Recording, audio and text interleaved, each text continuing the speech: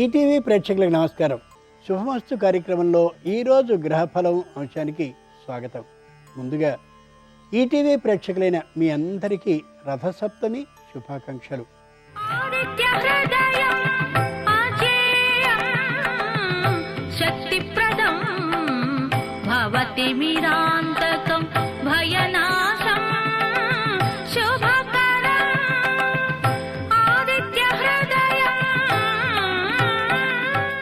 ఈరోజు రథసప్తమి, సూర్యునికి అత్యంత ప్రీతికరమైనటువంటి రోజు. పైగా సూర్య జయంతి అంటే సూర్యుడు పుట్టినరోజు. సూర్యుని పుట్టినరోజు సందర్భంగా సూర్య అనుగ్రహం కోసం, ఆరోగ్యాన్ని బుద్ధిని పొందడం కోసం ద్వాదశ రాశుల వారు సూర్యభగవాను ఏ విధమైన పుష్పాలతో అర్చించాలి, ఏ విధమైన నైవేద్యాలని సమర్పించాలి అనే విశేషాల్ని తెలుసుకుందాం. దీంతోపాటు రథసప్తమి ప్రత్యేకత ఏమిటో మన ధర్మం శీర్షికలో తెలుసుకుందాం. ముందుగా నేటి పంచాంగం. స్వస్తి శ్రీ శార్వనామ సంవత్సరం, ఉత్తరాయణం, శిశిర ఋతువు, మాఘమాసం, శుద్ధపక్షం. ఇక క్రమంగా మేషాది ద్వాదశ రాశుల వారి ఫలితాలని పరిశీలించి చూద్దాం. ముందుగా మేషరాశి.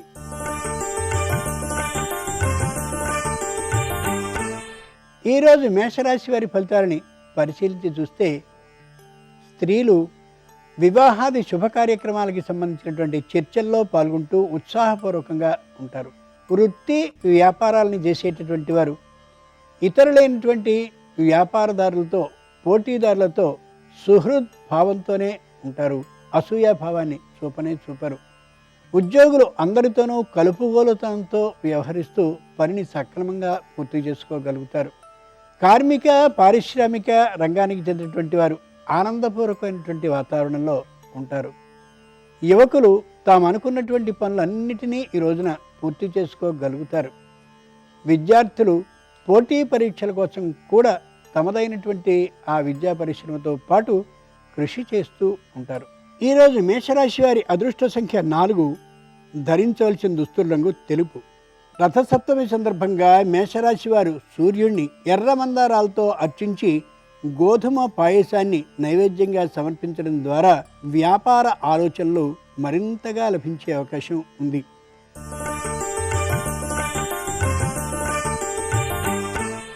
ఈరోజు వృషభ రాశి వారి ఫలితాలని పరిశీలించి చూస్తే, స్త్రీలు సంతోషపూర్వకమైనటువంటి వాతావరణంలో ఉంటారు.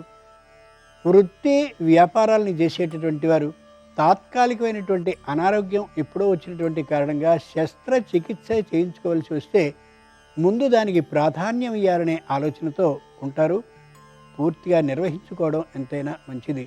ఉద్యోగులు ఏ విధమైనటువంటి అభద్రతాభావాన్ని కలిగి ఉండరు. వేతన ఆధిక్యం కోసం ఎదురు చూస్తూ కూడా ఉండొచ్చు. కార్మిక పారిశ్రామిక రంగానికి చెందినటువంటి వారు ఎంత శ్రమ చేయగలరో అంత శ్రమని పూర్తిగా వినియోగిస్తారు. యాజమాన్యపు సంపూర్ణమైన ఆనందకర స్థితులలో ఉంటారు. యువకులు అన్ని పనుల్ని పూర్తి చేసుకోవాలని అనుకున్నప్పటికీ కూడా ఒకటో రెండో మిగిలినప్పటికీ కూడా నిరాశాభావాన్ని వహించరు. విద్యార్థులు అంకిత భావంతో, శ్రద్ధ విధానంతో ఈ రోజుకి చదవవలసిన కార్యక్రమాలన్నింటినీ పూర్తి చేసుకోగలుగుతారు. ఈరోజు వృషభ రాశి వారి అదృష్ట సంఖ్య 6. ధరించవలసిన దుస్తుల రంగు నలుపు. రథసప్తమి సందర్భంగా వృషభ రాశి వారు సూర్యభగవాను జిల్లేడు పువ్వులతో అర్చించి క్షీరాన్నాన్ని నైవేద్యంగా సమర్పించడం ద్వారా రుణాన్ని తీర్చుకోగలిగిన ఆలోచనలు స్పష్టంగా కలుగుతాయి.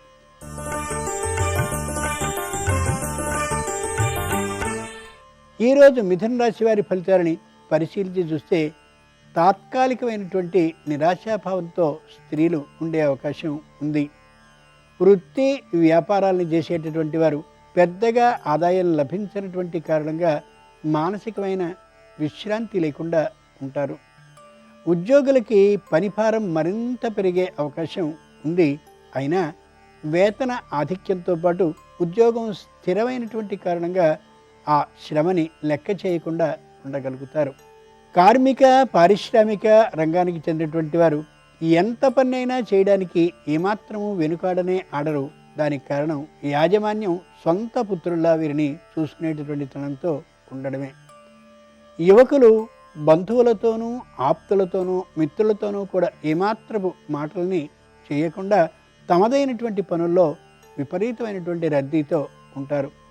విద్యార్థులు తాత్కాలికమైనటువంటి అనారోగ్య భావనతో ఉండే అవకాశం ఉంది. జాగ్రత్తగా ఆరోగ్యాన్ని పరిరక్షించుకోగలగాలి. ఈరోజు మిథున రాశి వారి అదృష్ట సంఖ్య 2. ధరించవలసిన దుస్తుల రంగు పసుపు పచ్చన.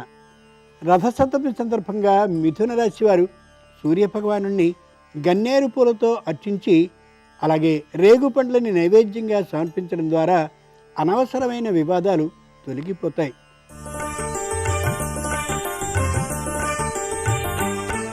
ఈరోజు కర్కాటక రాశి వారి ఫలితాలని పరిశీలించి చూస్తే స్త్రీలు ప్రభుత్వ రంగ సంస్థ నుండో లేక ప్రైవేటు వ్యక్తుల నుండో రుణాన్ని తీసుకుని వ్యాపారాన్ని చేయవలసిందిగా భర్తల్ని ప్రోత్సహించే అవకాశం ఉంది.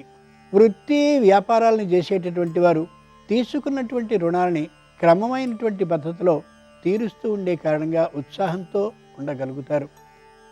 ఉద్యోగులు గృహాన్ని కొనుక్కోవాలని కానీ లేదా గృహాన్ని నిర్మించుకోవాలని కానీ ఆలోచనకు ఉండి పొదుపు పద్ధతిని తప్పక పాటించాలని నిర్ణయానికి వస్తారు. కార్మిక పారిశ్రామిక రంగానికి చెందినటువంటి వారు వినోద విహారయాత్రలకి వెళ్ళాలి అనే కొత్తదైనటువంటి ఆలోచనకి వస్తారు. ప్రయత్నాలని ప్రారంభిస్తారు. యువకులు ఏ విధమైనటువంటి నిరాశాభావం లేకుండా తాము చేయవలసిన పనుల మీద దృష్టిని కేంద్రీకరిస్తూ ఉంటారు. ఈరోజు కర్కాటక రాశి వారి అదృష్ట సంఖ్య 7. ధరించవలసిన దుస్తుల రంగు ఎరుపు. రథసప్తమి సందర్భంగా కర్కాటక రాశి వారు సూర్యభగవాను ఎర్ర గులాబీలతో అర్చించి గోధుమ రవ్వ పాయసాన్ని నైవేద్యంగా సమర్పించడం ద్వారా పొదుపుతనాన్ని పాటించే అవకాశం లభిస్తుంది.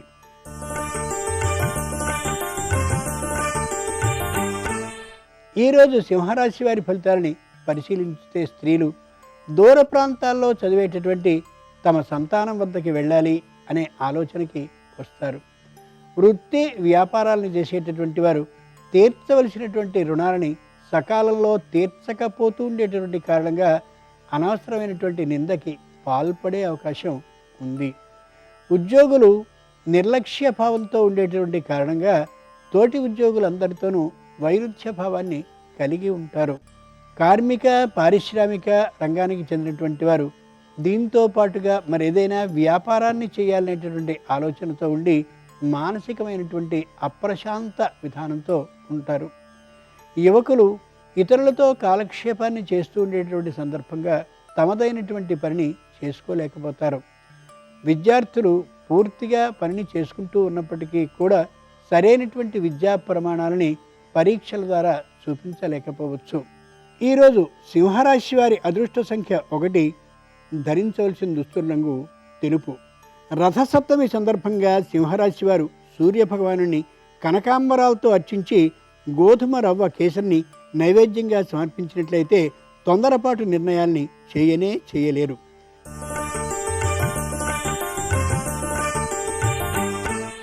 ఈరోజు కన్యారాశి వారి ఫలితాలని పరిశీలించి చూస్తే స్త్రీలు తమ పుట్టినింటి మీద విశేషమైనటువంటి దృష్టి కలిగి ఉండడంతో తాత్కాలికమైన అశాంత వాతావరణాన్ని కుటుంబంలో ఏర్పాటు చేసుకునే అవకాశం ఉంది.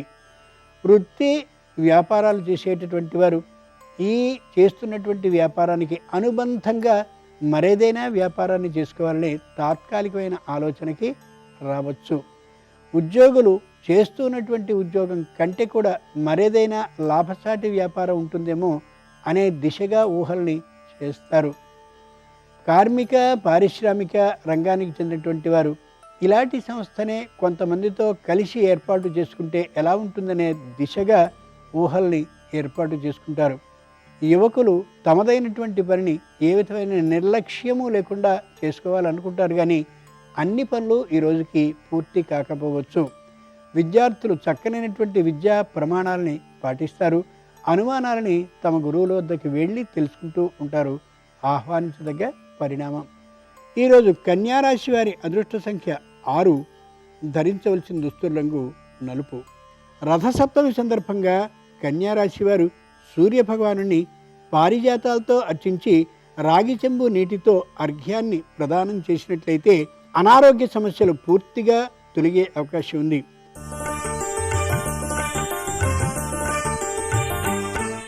ఈరోజు తులారాశి వారి ఫలితాలని పరిశీలించి చూస్తే స్త్రీలు చెప్పలేనంతటి ధైర్య సాహసాలతో నిర్ణయాల్ని చేస్తారు. అది కుటుంబ సభ్యులకి నచ్చే అవకాశం కూడా ఉండకపోవచ్చు. వృత్తి వ్యాపారాలను చేసేటటువంటి వారు మాట తూరుడుతనం కారణంగా వినియోగదారులతో తాత్కాలికమైన విరోధాన్ని తెచ్చుకునే అవకాశం ఉంది, ఆలోచించుకోగలగాలి. ఉద్యోగులు పనులన్నింటినీ సక్రమంగా చేస్తూ ఉన్నప్పటికీ కూడా తోటి ఉద్యోగుల పట్ల చిన్న చూపుని ప్రదర్శించే అవకాశం ఉంది. అది ఏమాత్రమూ మంచిది కాదు. కార్మిక పారిశ్రామిక రంగానికి చెందినటువంటి వారు స్వీయ నిర్ణయాల్ని తీసుకుని యాజమాన్యానికి సంబంధించినటువంటి విషయాల్లో తలదూర్చి ఇబ్బందికి గురవుతారు, మందలింపుల్ని పొందే అవకాశం ఉంది. యువకులు తమదైనటువంటి పట్టుదలని గట్టిగా పట్టుకున్నట్లయితే ప్రతి పని పూర్తి అవుతుందనే యథార్థాన్ని గ్రహించుకోగలగాలి. ఈరోజు తులారాశి వారి అదృష్ట సంఖ్య 5.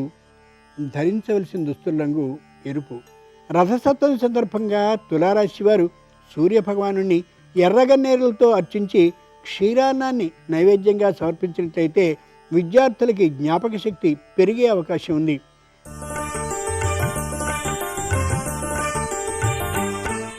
ఈరోజు వృశ్చిక రాశి వారి ఫలితాలని పరిశీలించి చూస్తే స్త్రీలు ఆనందపూర్వకమైనటువంటి వాతావరణంలో ఉండగలుగుతారు.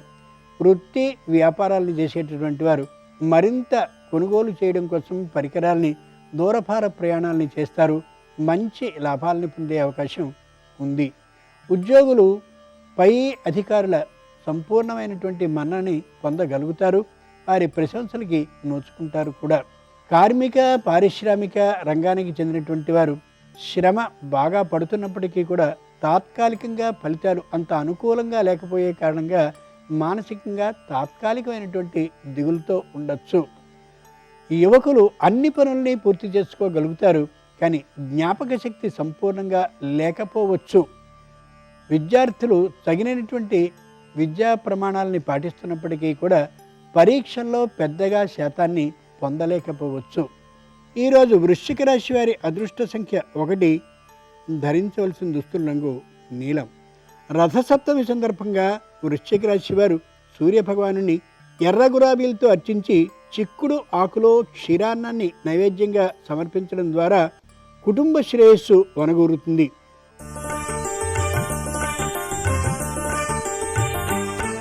ఈరోజు ధనురాశి వారి ఫలితాలని పరిశీలించి చూస్తే స్త్రీలు తమదైనటువంటి మాట మాత్రమే నెగ్గాలనే గట్టి పట్టుదలతో ఉండొచ్చు.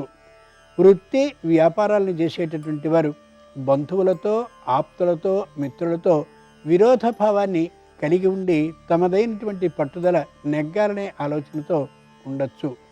ఉద్యోగులు మాట పట్టింపు కారణంగా అనవసరమైనటువంటి విరోధ విధానాన్ని తెచ్చుకుంటారు తోటి ఉద్యోగుల్లో, పై అధికారులతో కూడా. కార్మిక పారిశ్రామిక రంగానికి చెందినటువంటి వారు రహస్యంగా అన్ని పనుల్ని చేస్తూ అన్ని నిర్ణయాల్ని తీసుకుంటూ తోటి ఉద్యోగులతో వ్యతిరేక భావాన్ని పొందే అవకాశం ఉంది. యువకులు తాము ఏం చేస్తున్నారో ఎవ్వరికీ చెప్పకుండా ఉండేటటువంటి కారణంగా అనవసరమైనటువంటి ఇబ్బందులకి గురయ్యే అవకాశం ఉంది కుటుంబ వ్యవహారాల్లో. విద్యార్థులు తాము చదువుతున్నటువంటిదంతా సక్రమమే అనేటటువంటి ఆలోచనలతో ఉంటారు, కానీ పెద్దలను ఒకసారి సంప్రదించడం అవసరం. ఈరోజు ధనురాశి వారి అదృష్ట సంఖ్య 7. ధరించవలసిన దుస్తుల రంగు తెలుపు. రథసప్తమి సందర్భంగా ధనురాశి వారు సూర్యభగవాను ఎర్రమందారాలతో అర్చించి క్షీరాన్నాన్ని నైవేద్యంగా సమర్పించడం ద్వారా నూతన గృహాన్ని కొనుక్కోవాలనే ఆలోచన బలపడుతుంది.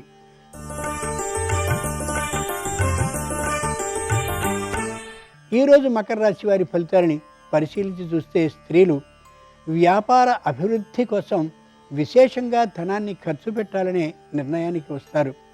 వృత్తి వ్యాపారాలని చేసేటటువంటి వారు ప్రస్తుతం చేస్తున్నటువంటి వ్యాపారాన్ని మార్చాలి అనేటటువంటి తాత్కాలికమైన నిర్ణయానికి వస్తారు. ఉద్యోగులు చేస్తున్నటువంటి ఉద్యోగంలో అభివృద్ధిని పొందుతూ ఆనందంగా కాలాన్ని గడుపుకోగలుగుతారు. పై అధికారుల, తోటి ఉద్యోగుల, క్రింది ఉద్యోగుల ప్రశంసలకి పాత్రులవుతారు కూడా. కార్మిక పారిశ్రామిక రంగానికి చెందినటువంటి వారు యాజమాన్యం చెప్పినట్టుగా నడుస్తూ వారి మంచి కనుసన్నల్లో ఉంటూ వేతన ఆధిక్యానికి ఖచ్చితంగా పాల్పడే అవకాశం ఉంది. వేతన ఆధిక్యాన్ని పొందే అవకాశం కూడా బలంగా ఉంది. యువకులు ఏ విధమైనటువంటి పని పట్ల నిర్లక్ష్య భావాన్ని చూపించినటువంటి కారణంగా ఉద్యోగం లభిస్తుందనే సంపూర్ణమైన విశ్వాసంతో ఉండొచ్చు. ఈరోజు మకర రాశి వారి అదృష్ట సంఖ్య 6. ధరించవలసిన దుస్తుల రంగు నీలం. రథసప్తమి సందర్భంగా మకర రాశి వారు సూర్య భగవానుని ఎర్ర చేమంతులతో అర్చించి గోధుమ రవ్వతో పొంగలిని సమర్పించడం ద్వారా వ్యాపారం నిదానంగా అభివృద్ధి చెందే అవకాశం ఉంది.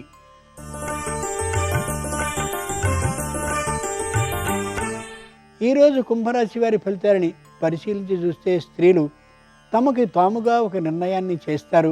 అది అందరికీ ఆమోదయోగ్యం కాకపోవచ్చు, అయినా తట్టుకోగలగాలి. వృత్తి వ్యాపారాలను చేసేటటువంటి వారు పశు సంబంధమైనటువంటి వ్యాపారాన్ని లేదా కూరగాయల వ్యాపారాన్ని చేయాలనే ఆలోచనకి వస్తారు. అయితే దాని గురించిన లఘువు బిగువులు తెలుసుకోకుండా కొత్తగా వ్యాపారంలోనికి దిగడం సరికాదేమో ఆలోచించుకోగలగాలి. ఉద్యోగులు తాత్కాలికంగా 10 మందితో కలిసి నూతన వ్యాపారాన్ని ప్రారంభించాలనే ఊహకి వస్తారు. అయితే అది సాధ్యపడకపోవచ్చు. కార్మిక పారిశ్రామిక రంగానికి చెందినటువంటి వారు ప్రతి వస్తువుని చక్కనైనటువంటి నిశిత దృష్టితో పరిశీలిస్తూ ఉండేటటువంటి కారణంగా పనులన్నీ కూడా ఆలస్యమయ్యేటటువంటి అవకాశం ఉంది. అది ఉద్యోగులకి అసంతృప్తికరంగా అనిపించవచ్చు. ఈరోజు కుంభరాశి వారి అదృష్ట సంఖ్య 5. ధరించవలసిన దుస్తుల రంగు ఎరుపు. రథసప్తమి సందర్భంగా కుంభరాశి వారు సూర్యభగవానుని ఎర్ర గులాబీలతో అర్చించి అర్ఘ్యాన్ని ప్రదానంగా చేసినట్లయితే బంధు విరోధాలు ఉండవు.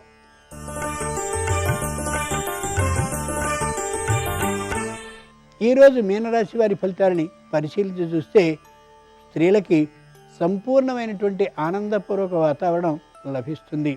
వృత్తి వ్యాపారాలను చేసేటటువంటి వారికి చేతి నిండుగా పుష్కలమైనటువంటి ఆదాయం కనిపిస్తుంది. ఉద్యోగులు ఏ విధమైనటువంటి ఇబ్బందులు లేకుండా ఈ రోజుని గడపగలుగుతారు. పనిని సునాయాసంగా పూర్తి చేసుకోగలుగుతారు. పై అధికారుల దృష్టిలో గొప్పగా కూడా ఉండే అవకాశం ఉంది. కార్మిక పారిశ్రామిక రంగానికి చెందినటువంటి వారు కొత్త పనిని నేర్చుకోవలసి వచ్చినటువంటి కారణంగా నిదానమైనటువంటి పరిస్థితిలో కార్మిక రంగానికి సంబంధించిన పనుల్ని ముగించుకోగలుగుతారు శ్రమ మీదట. యువకులు తీవ్రమైనటువంటి పట్టుదలతో ఉండి అన్ని పనుల్ని ఈ రోజుకి ముగించుకోగలుగుతారు. విద్యార్థులు చదవవలసినటువంటి భాగం ఎక్కువైనటువంటి కారణంగా తాత్కాలికమైనటువంటి నిరాశాభావానికి లోనయ్యే అవకాశం ఉంది. ఈరోజు మీనరాశి వారి అదృష్ట సంఖ్య 3. ధరించవలసిన దుస్తుల రంగు ఎరుపు. రథసప్తమి సందర్భంగా మీనరాశి వారు ఎర్ర కుంకుమతో సూర్యభగవానుని అర్చించి చిక్కుడు ఆకులో క్షీరాన్నాన్ని నైవేద్యంగా సమర్పించడం ద్వారా రుణాలు క్రమంగా తగ్గుముఖం పడతాయి. రథసప్తమి ప్రత్యేకత ఏమిటో మన ధర్మం శీర్షికలో తెలుసుకుందాం.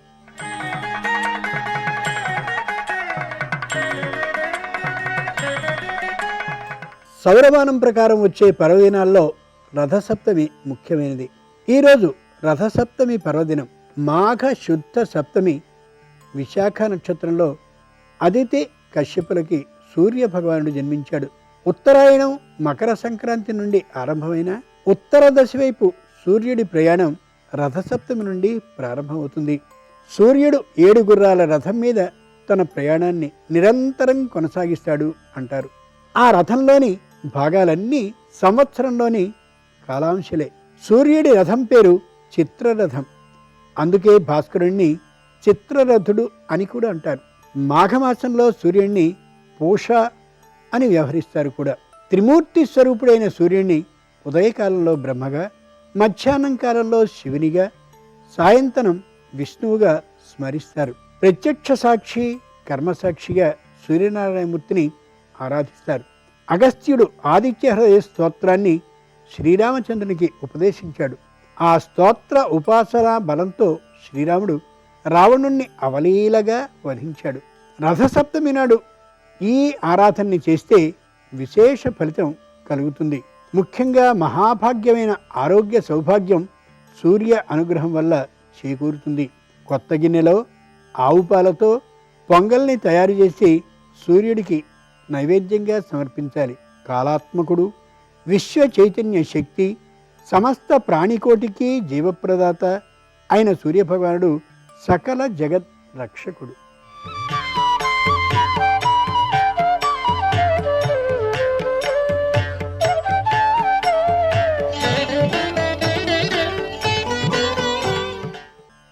శుభమస్తు కార్యక్రమంలో గృహబలం అంశానికి స్వాగతం. నేడు ప్రత్యక్ష సాక్షిభూత దైవమైన సూర్య భగవాన్ని ఆరాధనా దినోత్సవం.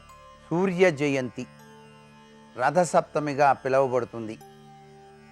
సూర్యునికి గృహానికి చాలా చక్కటి అవినాభావ సంబంధం ఉంది. ఉదయాన్నే సూర్యకిరణాలు ఏ ఇంటి ప్రాంగణంలో ప్రసరించబడతాయో ఆ ఇంటిలో నివసించే ప్రతి ఒక్కరూ కూడాను ఆరోగ్యప్రదమైనటువంటి జీవన విధానాన్ని కొనసాగిస్తారు అని చెప్పేసి శాస్త్రం. ప్రతి ఇంటి యజమాని రథసప్తమి నాడు పరమ పవిత్రవంతమైనటువంటి స్నానాన్ని ఆచరించేటప్పుడు అర్క అంటే తెల్ల జిల్లేడు ఆకులతో తలపైన భుజాలపైన ఉంచుకొని స్నానం ఆచరించటం వలన సూర్య భగవాని యొక్క తేజోవంతమైన శక్తి పుంజాలు శరీరంలోకి ప్రవేశించటానికి ఆస్కారం ఉంది.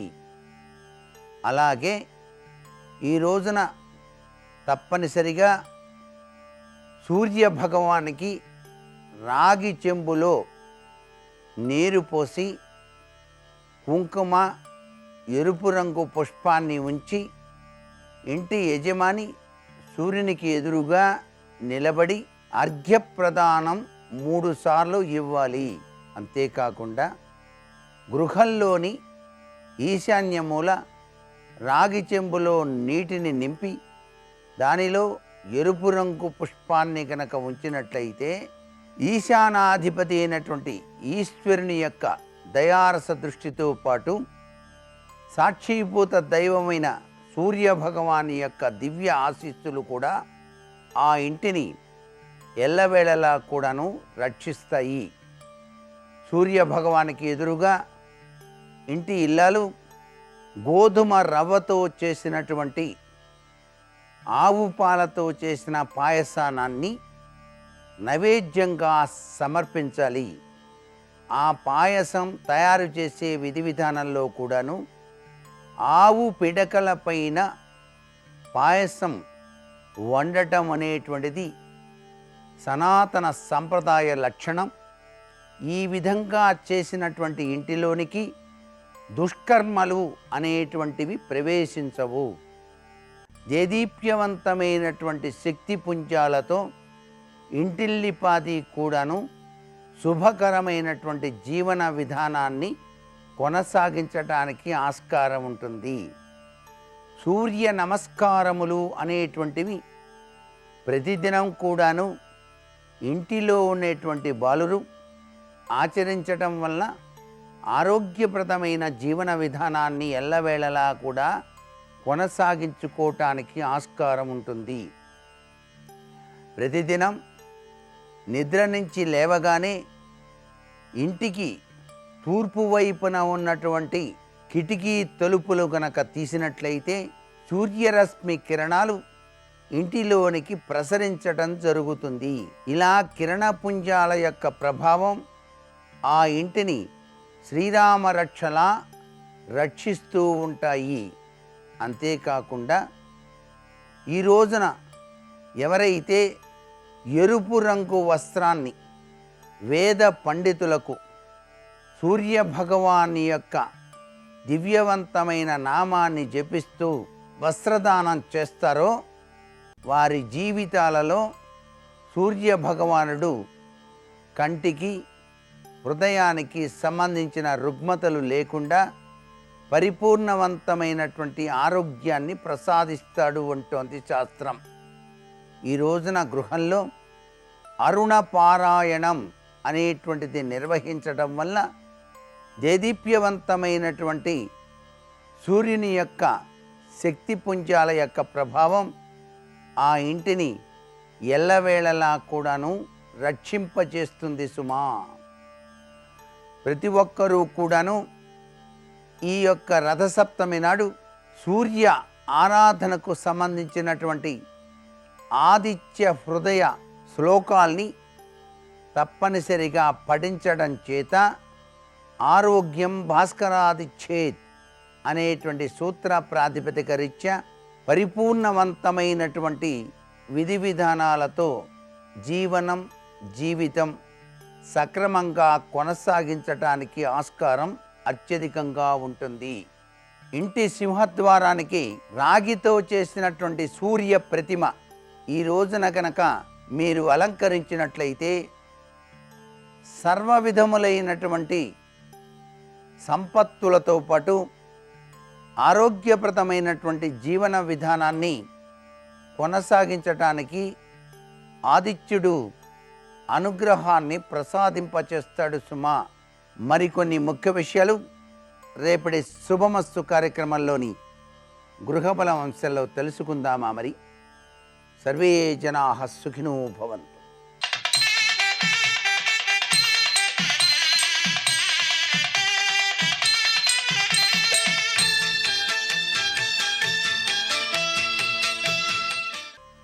శుభమస్తు కార్యక్రమంలో శ్రీరస్తు వంశానికి స్వాగతం.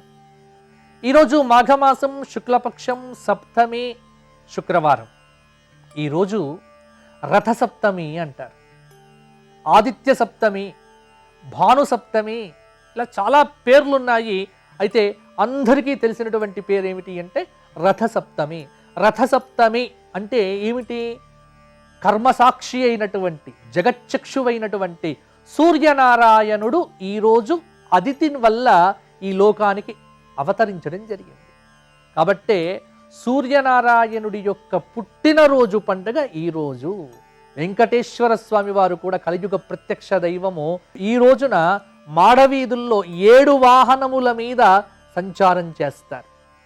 సప్తాశ్వరథమారూఢం అని పరమాత్మకు పేరు.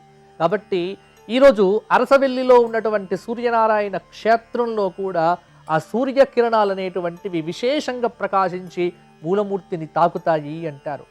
కాబట్టి సూర్య ఉపాసన ప్రధానంగా కలిగినటువంటి భారతదేశంలో ఈ రథసప్తమి చాలా విశేషమైనటువంటి పర్వదినం. అందుకే మీరందరూ కూడా అంటే ఆరోగ్యము బాగా లేనటువంటి వారు, ఆరోగ్యము బాగా ఉన్నటువంటి వారు ఆరోగ్యం కోసము, లేనటువంటి వారు స్వస్థత కోసము, ప్రతి వారు కూడా పిల్లలతో సహా గృహిణులతో సహా ఈరోజు అందరూ మధ్యాహ్నము ఆదిత్య హృదయ స్తోత్ర పారాయణము చేయండి. అలాగే సాయంకాల సంధ్యా సమయంలో సూర్యాష్టకం పఠే నిత్యం అంటారు. సూర్య అష్టకం ఆదిదేవ నమస్తుభ్యం అని వస్తుంది. ఈ సూర్యాష్టక స్తోత్ర పారాయణం చేయటము ఈ రోజున చాలా విశేష ఆరోగ్యాన్ని మనకిస్తుంది. అలాగే అనారోగ్యమును దూరం చేస్తుంది. అలాగే ఈ రోజున మధ్యాహ్న సమయంలో సూర్యకిరణం మన శరీరానికి తాకేట్టుగా కూడా 1 నిమిషం బయటికి వచ్చి సూర్యనారాయణుణ్ణి ప్రార్థన చెయ్యండి. రశ్మిమంతం సముద్యంతం దేవాసుర నమస్కృతం పూజయస్వ వివస్వంతం భాస్కరం భువనేశ్వరం అని సూర్యనారాయణ స్మరణ, సూర్యనారాయణుడికి గోధుమ పాయసం నివేదన చెయ్యటము, సాయంకాల సంధ్యా సమయంలో ఎర్రటి పుష్పములతో సూర్యారాధన చెయ్యటము, అస్తమిస్తున్నటువంటి సూర్యనారాయణుడికి ప్రీతిగా చక్కగా సూర్యాష్టకాన్ని పఠించడం లాంటి పనులు ఈరోజు చేయగలిగితే సకల పాపములను తొలగించుకున్న వారవుతారు.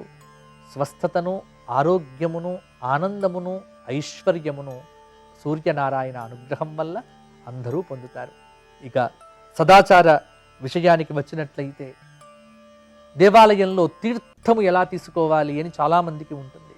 గోకర్ణాకృతి హస్తేన మాషమగ్నం పిబేజ్జలం అని శాస్త్రం చెబుతోంది. ఎప్పుడు కూడా తీర్థము బాగా తీసుకోవద్దు. గోకర్ణాకృతి హస్తేన ఆవు చెవి ఎలా ఉంటుందో ఇలా ఉండాలి. అంటే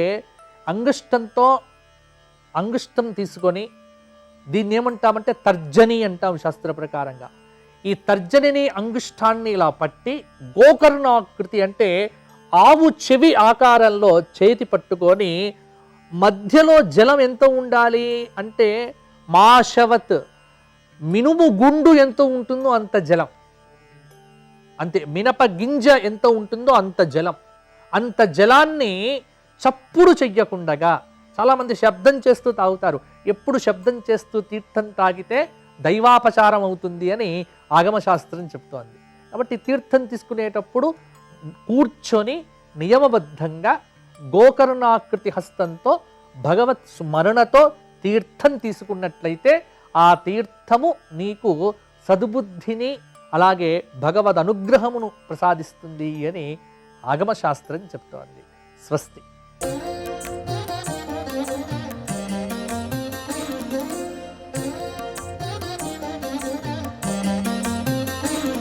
శుభోదయం. శుభమస్తు కార్యక్రమంలో విజయోస్తు అనే అంశానికి స్వాగతం. ముందుగా ప్రియమైన ప్రేక్షకులకు రథసప్తమి శుభాకాంక్షలు.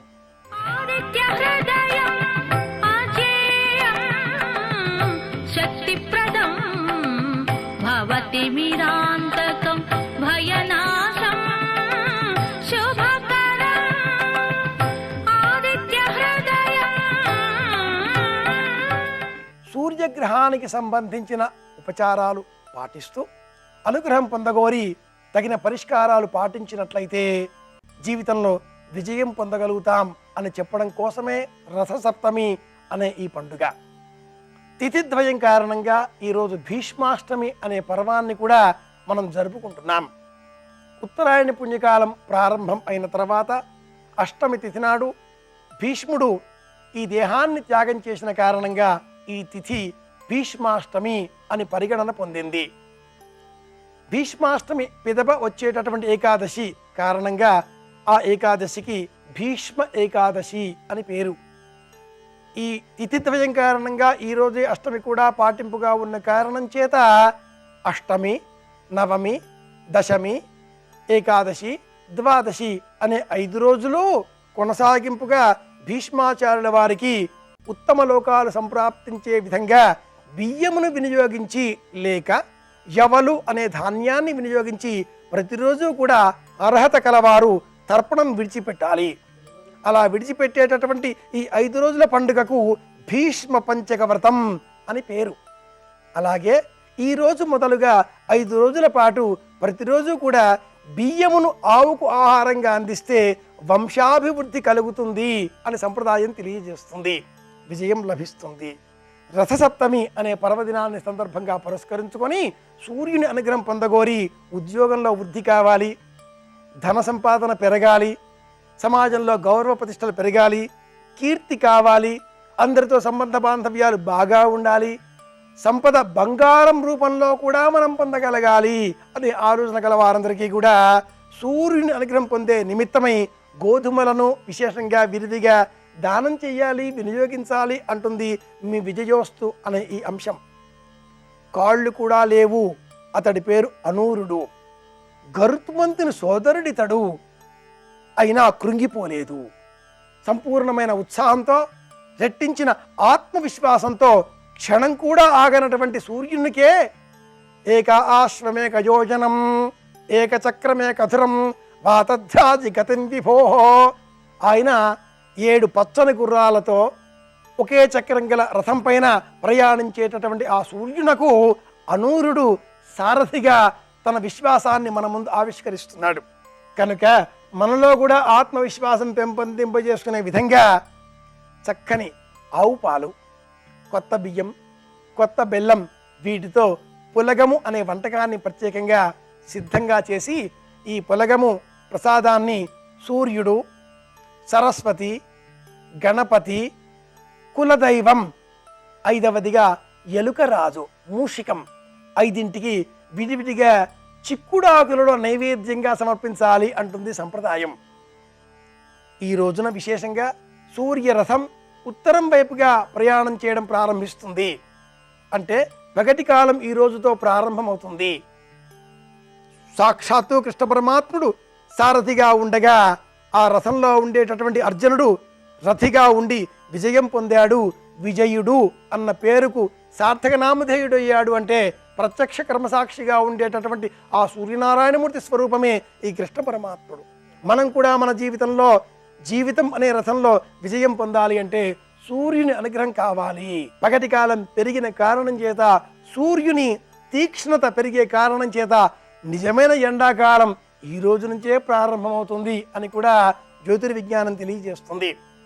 చైత్ర శుద్ధ పాడ్యమి నాడే కోకిల కూయడం ప్రారంభించదు, మాఘశుద్ధ పంచమి నాటి నుంచే ప్రారంభిస్తుంది. కనుకనే మాఘాది పంచకాలు అని చెబుతూ మాఘాది పంచకములను పంచ వసంతములుగా జ్యోతిర్విజ్ఞానం వర్ణిస్తుంది. ఈ నేపథ్యంలో శుక్రమూఢం ఉన్న కారణం చేత శుభకార్యాల నిర్వహణ నిషేధింపబడినప్పటికీ పుణ్యబలం పెంపొందింపజేసుకునే విధంగా, జీవితంలో విజయం సాధించే విధంగా బెల్లం దానం ఇద్దాం. రథసప్తమి పర్వం సందర్భంగా పురస్కరించుకుని దానం చేస్తే పుణ్య బలం పెరుగుతుంది అంటుంది మీ విజయోస్తు అనే ఈ అంశం. ఇవి ఈనాటి విశేషాంశాలు. అందరి క్షేమాన్ని కోరదాం, అందరికీ విజయం కలగాలి అని ఆకాంక్షిద్దాం అని కోరుకుంటూ విజయోస్తు.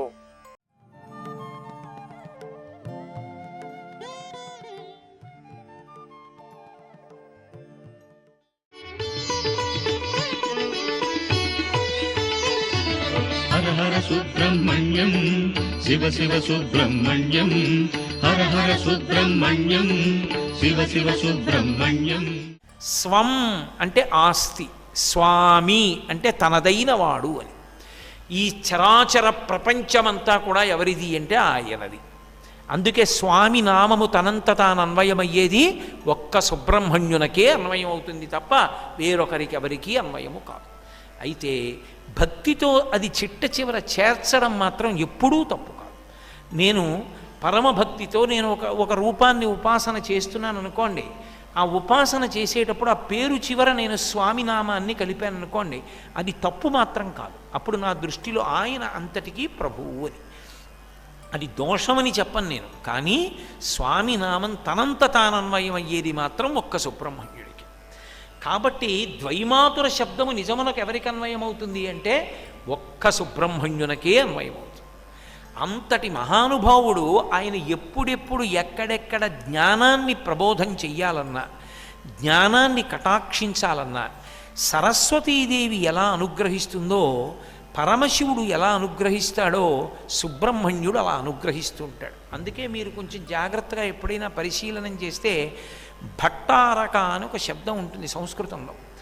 భట్టారక శబ్దం ఎక్కడైనా మీకు కనపడింది అంటే అది పరదేవతానుగ్రహం అని గుర్తు. భట్టారక శబ్దం పరదేవతా స్పర్శ లేకుండా రావు. శృంగార భట్టారక అని కాళిదాసుడి పేరు. ఎందుకంటే శృంగార అన్న మాటకు అర్థం ఏదో శృంగార రసం అని కాదు. శృంగము అంటే కొమ్ము, శిఖరము, ఆర అంటే తిరుగుట. అంటే అంత గొప్ప రచన చేస్తాడు, అంత బాగా చెప్పగలడు. కాబట్టి కాళిదాసుకి శృంగార భట్టారక. భట్టారక అంటే పూజనీయుడు. అంటే అంత గొప్ప రచన చేసినవాడు. అంత గొప్ప రచన చెయ్యగలిగడం ఆయనకి తనంత తానుగా వచ్చింది కాదు, ఉజ్జయిన్ కాళికాదేవి అనుగ్రహం. అలాగే క్రోధభట్టారక దుర్వాసో మహర్షికి ఉన్న పేరు. క్రోధము ఆయన సొత్తు, కోపంగా ఉంటాడు.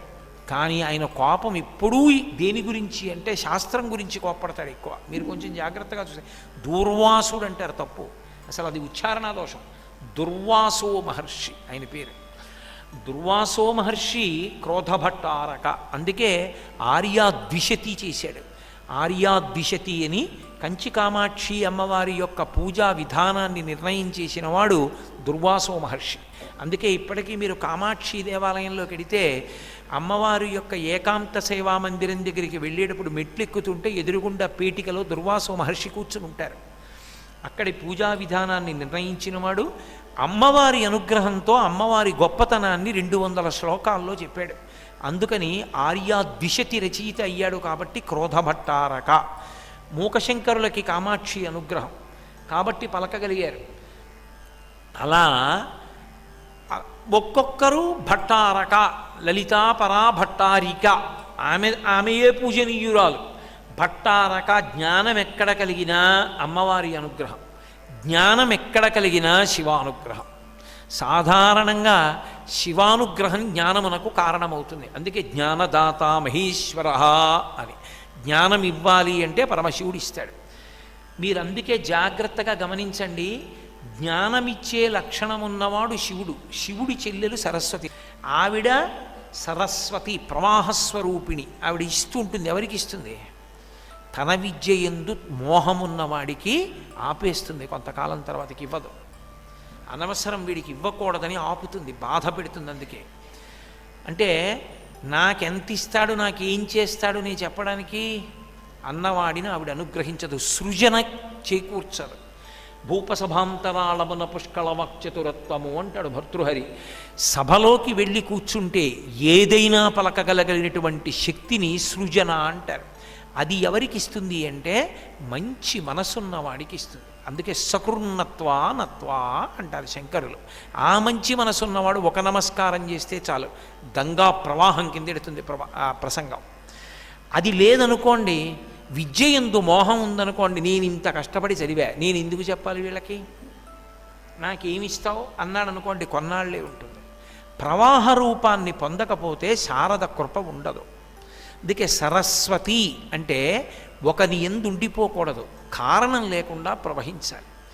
ఏ కారణానికి అంటే అయ్యా మీరు చెప్పండి అని ఇలా నమస్కరించిన వాడు కనపడితే దాచుకోకుండా, దాచుకోవడం చేతకాక చెప్పేసేవాడు ఎవడున్నాడో వాడు శారదా కటాక్షానికి పాత్రుడవుతాడు. అందుకే శివుడు జ్ఞానప్రదాత, శివుని కన్నా భిన్నం కాని అమ్మవారు జ్ఞానప్రదాత, శివుని కన్నా భిన్నం కాని సరస్వతి జ్ఞానప్రదాత, శివస్వరూపి అయి శివకుమారుడైన సుబ్రహ్మణ్యుడు జ్ఞానప్రదాత.